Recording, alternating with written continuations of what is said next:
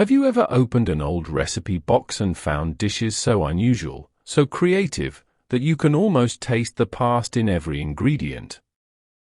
Today, we're stepping into the forgotten kitchens of America, where pineapples glazed ham loaves, soda pop whipped into mousse, and humble cornflakes were turned into sweet little macaroons. These aren't just recipes, they're snapshots of a time when families stretched their groceries, entertained with flair, and poured heart into every meal. Imagine the elegance of chicken a la king, served in delicate pastry shells, once a showstopper at dinner parties.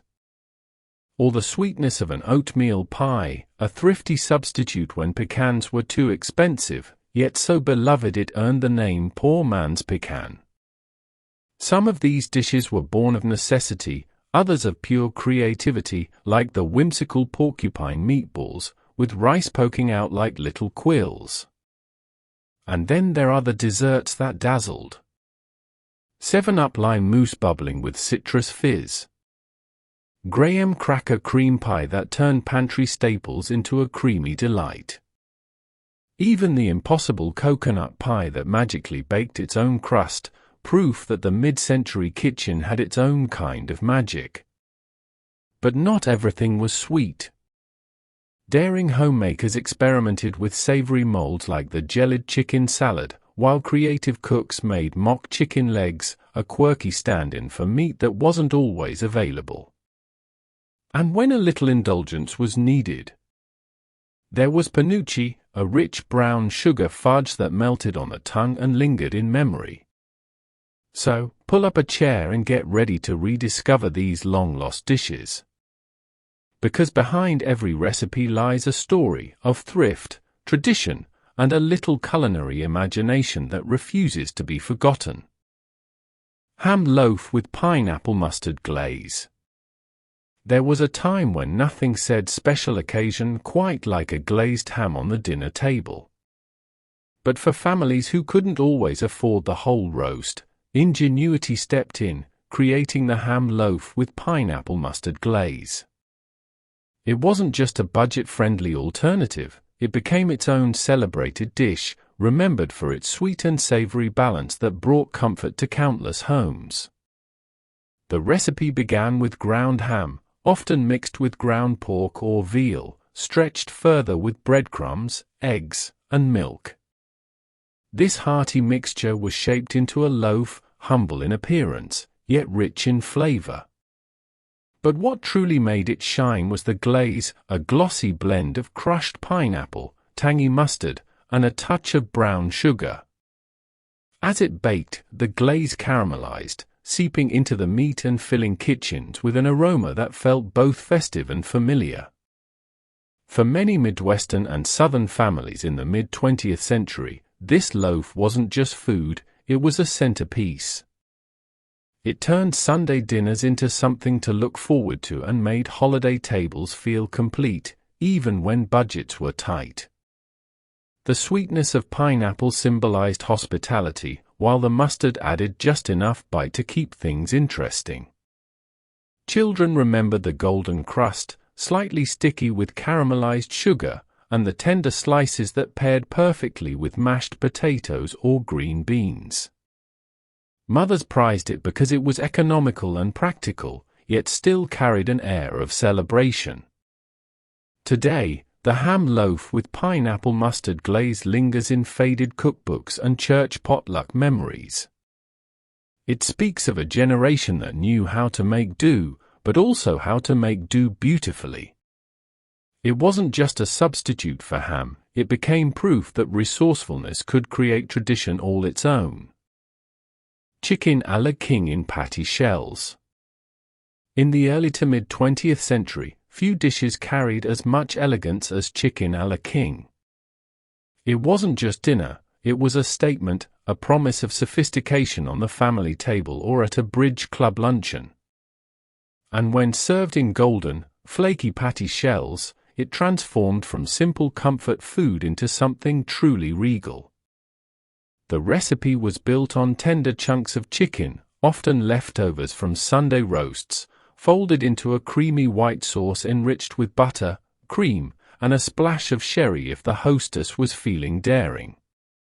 Bright pops of color came from mushrooms, pimentos, and sometimes green peppers, ingredients that gave the dish its signature kingly look. But the real magic was in the presentation. Those hollowed pastry shells, crisp and buttery, elevated the dish into something unforgettable.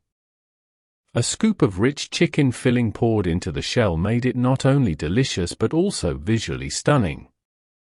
For many mid-century homemakers, this was the kind of recipe you served when company came over, a chance to show refinement without straying too far from practicality. In a way, chicken à la king in patty shells reflected the aspirations of the era. It was indulgent without being wasteful, fancy without being too far out of reach. Children would remember the crunch of the pastry giving way to the creamy filling, while adults admired its restaurant-worthy charm brought right into the home kitchen. Though it's rarely seen today, this dish once defined hospitality in post-war America. It was a recipe that made families feel like royalty, even if the dining table was modest and the budget stretched thin. More than just food, chicken à la king in patty shells symbolized a moment when home cooking embraced both elegance and heart. Oatmeal pie, poor man's pecan. During the lean years of the Great Depression and even through wartime rationing, families found ways to create desserts that felt indulgent, even when luxury ingredients were far out of reach. One of the most ingenious results was oatmeal pie, affectionately called the poor man's pecan pie. It offered all the sweetness, richness, and texture of the Southern classic, without the costly pecans that many households simply couldn't afford. At its heart, the pie was simple: rolled oats, sugar, eggs, and a bit of butter blended together, then baked into a golden filling that mimicked the chewiness of nuts. A splash of vanilla or a drizzle of corn syrup deepened the flavor, making each bite caramel-like and comforting. The oats, humble as they were, provided a toasty bite that made the dessert feel both familiar and resourceful. This pie became a staple at community gatherings, church suppers, and family tables, proof that frugality didn't mean sacrificing joy. Mothers would proudly serve it, often topped with a dollop of whipped cream, and children would dig in without ever missing the pecans. In fact, for many families, oatmeal pie wasn't a substitute, it became the pie that carried their sweetest memories. The beauty of oatmeal pie lies in its symbolism. It represents the creativity of home cooks who transformed scarcity into tradition, turning a pantry staple into something worthy of celebration. Even today, when pecans are easy to find, the pie still holds a nostalgic place in old recipe books and small-town kitchens. It reminds us that food is more than ingredients, it's memory, resilience, and the warmth of a dessert shared when times were toughest. In its golden, sticky sweetness, oatmeal pie carries the taste of survival, ingenuity, and love. Date nut tea bread. There was a time when the humble tea bread was more than just a baked good, it was a ritual, a bridge between neighbors, and a comfort at the end of a long day. Among the most beloved of these loaves was the date nut tea bread, a recipe that found its way into countless mid-century kitchens and recipe cards, passed down like a treasured keepsake. The bread began with simple ingredients: chopped dates softened in hot water until they released their natural sweetness, then folded into a batter enriched with butter, sugar, and eggs. Crunchy walnuts or pecans added depth, creating a loaf that was dense yet moist, sweet yet earthy. Every slice offered a perfect balance of chewy fruit and nutty bite. Served warm with a pat of butter or alongside a cup of black tea, date nut tea bread became a staple for afternoon gatherings and Sunday suppers. Its aroma, sweet, toasty, and just a touch spiced, was enough to draw children to the kitchen table before the loaf had even cooled. Mothers loved it for its practicality, its stretched ingredients while still feeling wholesome and nourishing. But more than its taste, this bread carried with it a certain sentimentality. It was the kind of recipe that accompanied conversations on front porches, church socials, and handwritten letters tucked into cookbooks.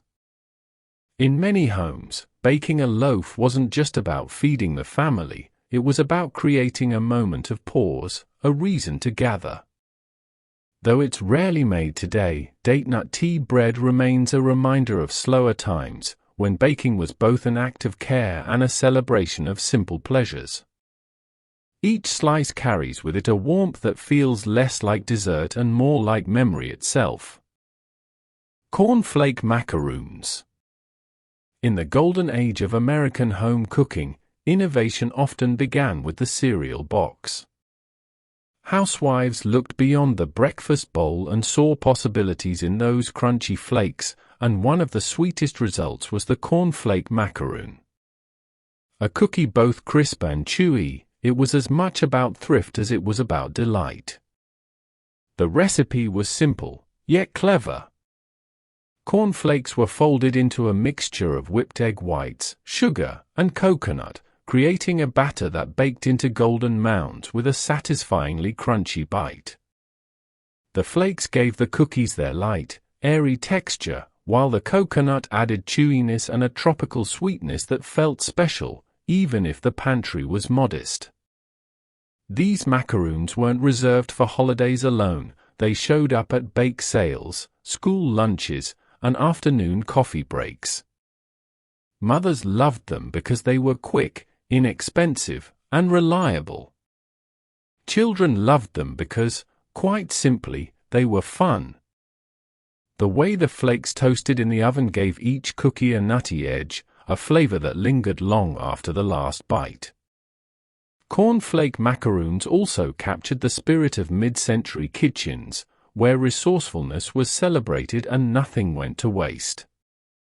Turning an everyday cereal into a treat symbolized the creativity of the era, taking the ordinary and making it extraordinary. Today, they are largely forgotten, overshadowed by more glamorous desserts. But for those who remember, cornflake macaroons carry the charm of a time when a box of cereal could inspire more than breakfast. They remind us that joy doesn't always require elaborate recipes or expensive ingredients, sometimes it's found in the crunch of a cookie that was made to be shared. In their sweet simplicity, cornflake macaroons remain a bite-sized memory of ingenuity, comfort, and home. Graham cracker cream pie. Before store-bought crusts and instant puddings lined every grocery shelf, the Graham cracker cream pie was a homemade triumph. Born in the early to mid-20th century, it represented the perfect blend of thrift, sweetness, and showmanship, a dessert that could turn the simplest pantry staples into something unforgettable. It started with Graham crackers, crushed fine and mixed with butter and sugar, pressed into a golden crust. Unlike heavy pastry shells, this crust was light and crumbly, with a nutty sweetness that became the hallmark of countless American desserts. Into this base went a velvety custard or cream filling, made from milk, eggs, sugar, and sometimes a hint of vanilla, stirred slowly until it thickened into perfection. The pie was often crowned with a billow of whipped cream, sometimes sprinkled with extra Graham cracker crumbs for a rustic finish. It wasn't fussy, but it was beautiful in its simplicity. Families loved it because it felt indulgent without requiring exotic or expensive ingredients. For homemakers, it was a reliable recipe that never failed to impress, whether at Sunday supper or holiday gatherings. Children remembered the way the crust crumbled beneath their forks, mingling with the silky cream to create a texture that was both light and rich. Guests remembered it as a dessert that tasted like home, comforting, unpretentious, and deeply satisfying. Though modern pies have grown more elaborate, the graham cracker cream pie remains a quiet symbol of an era when desserts didn't need to be extravagant to be meaningful. It captured the essence of American kitchens, resourceful, warm, and always centered on bringing people together. Each slice was more than sweet, it was a reminder that love could be baked from the simplest of ingredients. Porcupine meatballs. Few dishes from the mid-20th century carried as much charm as porcupine meatballs. Despite their funny name, these meatballs weren't a novelty, they were a clever, comforting meal that became a weeknight staple in countless American homes. The recipe was simple: ground beef stretched with uncooked rice, onions, and seasonings, rolled into balls and simmered in a tomato-based sauce. As the meatballs cooked, the rice expanded and poked through the surface, creating little quills that gave the dish its playful name. Children loved the look of it, while parents appreciated its thrift and heartiness. During the Great Depression and post-war years, rice was an economical way to make a pound of meat feed an entire family. Porcupine meatballs turned necessity into creativity, transforming ordinary ingredients into a dish that felt both filling and fun. Served with mashed potatoes or green beans, it was the kind of dinner that brought everyone to the table with anticipation. The flavor was as memorable as the appearance: juicy meatballs soaking up the tangy tomato sauce, the rice lending both texture and comfort. For many families, this dish symbolized ingenuity in the kitchen, proof that a little resourcefulness could turn scarcity into something worth celebrating. Today, porcupine meatballs live mostly in faded cookbooks and nostalgic memory. But for those who grew up with them, the image of those rice spikes poking out of tender meatballs is unforgettable. It wasn't just about the meal, it was about laughter at the table, the aroma that filled the kitchen, and the feeling of being cared for. In every bite, porcupine meatballs carried the spirit of resilience and joy, a reminder that even the simplest recipes could leave the deepest memories. Impossible coconut pie, Bisquick. In the 1970s, American kitchens fell in love with a new kind of magic, the impossible pies made with Bisquick. And among them, none was more enchanting than the impossible coconut pie. With just a few simple ingredients, it promised to do the unthinkable: bake its own crust, filling, and topping, all in one dish. The recipe felt almost like a kitchen trick. Eggs, milk, sugar, shredded coconut, and a scoop of Bisquick baking mix were whisked together and poured into a single pie pan. As it baked, something miraculous happened: the heavy coconut and flour settled at the bottom, forming a tender crust.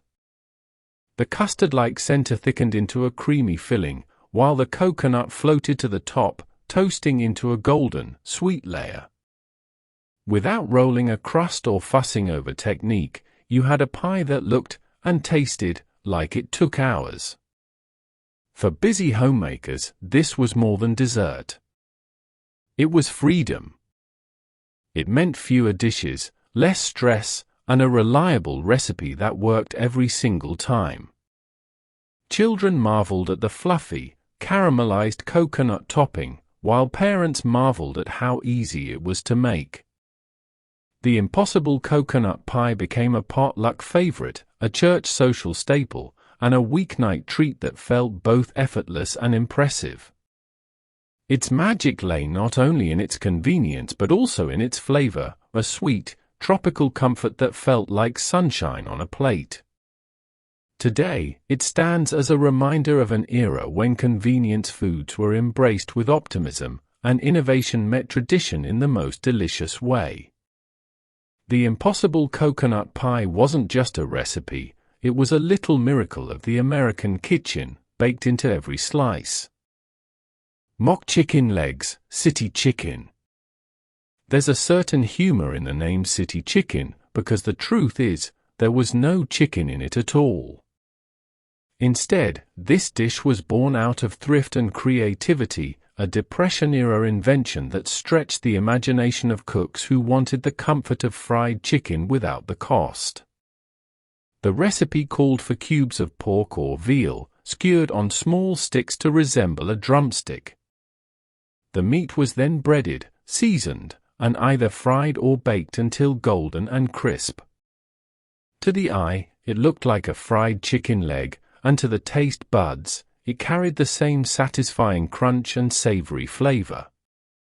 For families struggling to make ends meet, mock chicken legs became a clever solution that felt indulgent even when budgets were tight. The dish became especially popular in industrial cities of the Midwest and Northeast, where meat packing plants made pork and veal more affordable than poultry. It quickly found its way onto dinner tables, church suppers, and even restaurant menus. Children loved holding the little skewers, while adults appreciated how filling and affordable the meal could be. What made city chicken so memorable was its symbolism. It represented ingenuity, the ability to turn scarcity into comfort. It wasn't just about mimicking chicken, it was about creating a dish that looked special, tasted satisfying, and carried with it the feeling of abundance, even in lean times. Though rarely seen today, mock chicken legs remain a nostalgic reminder of the resilience of American kitchens. They tell the story of how families, even in the toughest decades, found ways to bring joy and tradition to the table. More than just a recipe, city chicken was proof that resourcefulness could feed not only the body but also the spirit. As we've wandered through these forgotten kitchens, we've uncovered more than recipes, we've uncovered a way of life. From the sweet stickiness of ham loaf with pineapple mustard glaze to the creamy elegance of chicken a la king in patty shells, every dish told a story of families who stretched what they had, yet still found joy in the ritual of mealtime.